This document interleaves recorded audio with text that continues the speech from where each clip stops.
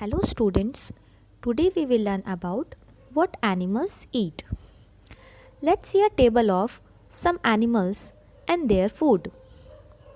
See, what is the food of buffalo? Grass, oil cake, hay, grains.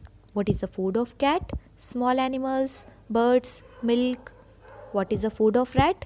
Grains, fruits, etc. And what is the food of cow? Grass, oil cake, grains, same, right? And what is the food of human beings like we? Grains, fruits, vegetables, animals. What is the food of butterfly? Nectar of flowers. You know well what is the meaning of nectar? Nectar means sweet juice of flowers. Okay? So what you have observed in this table? Do they eat same type of food? No. That means they have different eating habits.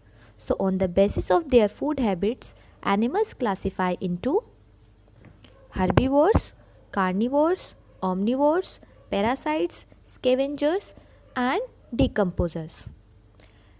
Let us learn about them one by one. First is herbivores.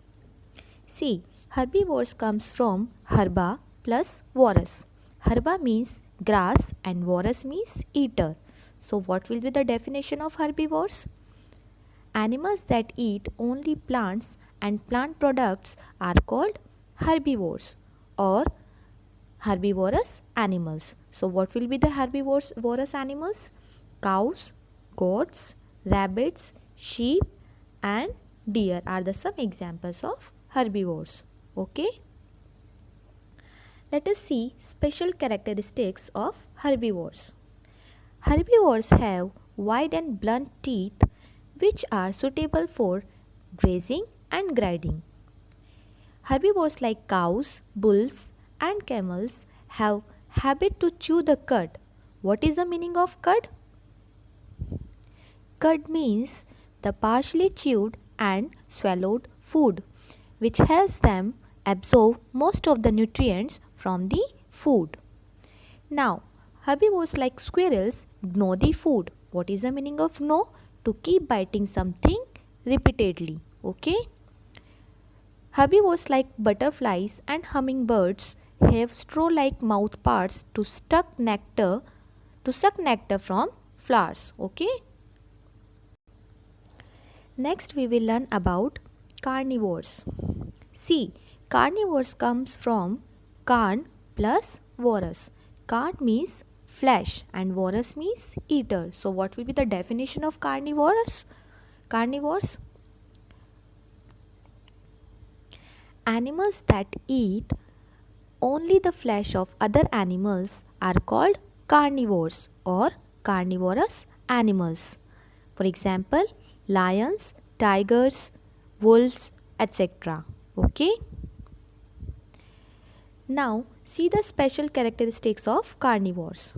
Carnivores have sharp and pointed tearing teeth along with sharp claws and powerful jaws which help them to tear the flesh. Chameleons and frogs have a long sticky tongue which helps them to catch insects. Okay? Carnivores like eagles have a curved pointed beak which helps them tear flesh of their prey. Do you know what is the meaning of prey? Animals that are hunted. Now the next is omnivores. Omnivores comes from omni plus vorus. Omni means both. Both means plants also and the flesh of other animals also. And vorus means eater. So what will be the definition of omnivores? Animals that eat both the plant products and flesh of other animals are called omnivores or omnivorous animals. The examples of omnivores are bears, rats, crows, cockroaches, etc. Don't forget that humans are also comes in omnivores. Okay? Now see the special characteristics of omnivores. Omnivorous birds like crows have a sharp and pointed beak which helps in eating variety of food items. Okay? Now the next is parasites. Animals that live on or inside the body of other living animals or plants and obtain food from them are called parasites. What are the examples of parasites? Leeches, bugs, tapeworms, etc. These parasites absorb the food digested by the host. Okay? Hosts are the living animals or plants on which parasites live. Got it? Now we will study about scavengers and decomposers. See, animals that feed on dead animals are called scavengers. That means they do not hunt other animals, they eat the flesh of dead animals, are called scavengers. What are the examples of scavengers? Vultures and hyenas. Now we will study about the decomposers. What are decomposers? Organisms that break down waste and remains of dead plants and animals are called decomposers. What are the examples of decomposers? Bacteria and fungi. See, what is the importance of scavengers and decomposers? They help to keep the earth clean. Okay? We know that the ultimate source of energy on the earth is the sun. But animals cannot utilize this energy directly from the sun. So, they get this energy from the plants as they are depend direct or indirect on plants. Do you know how? See, for example,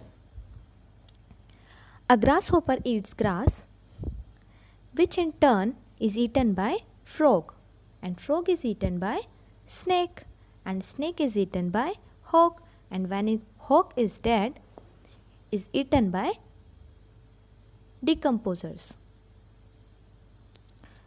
So this is how all animals, whether herbivores or carnivores, directly or indirectly depends on plants for the food. And this feeding relationship among organisms is called food chain. You can see the diagram is given here of food chain. Okay? Now our next topic is food problem. See, many people in our country do not get enough food to eat. This is because there is a shortage of food and many people cannot buy enough food due to poverty also. And this is called food problem. Okay? So now, what are the solution for this food problem? It can be solved by following ways. First, we should grow more food crops by using modern methods of farming. And we should store the food grains properly so that they are not eaten by the insects or spoiled by microorganisms. Okay? Next is, we should not waste food in any way. Do you know? Overeating leads to obesity. So, we should not take more food than we can eat. We should consume all the food we take on our plate. Do you know a large amount of food is wasted due to poor management at parties and other social functions? So, this is all about this chapter. Thank you.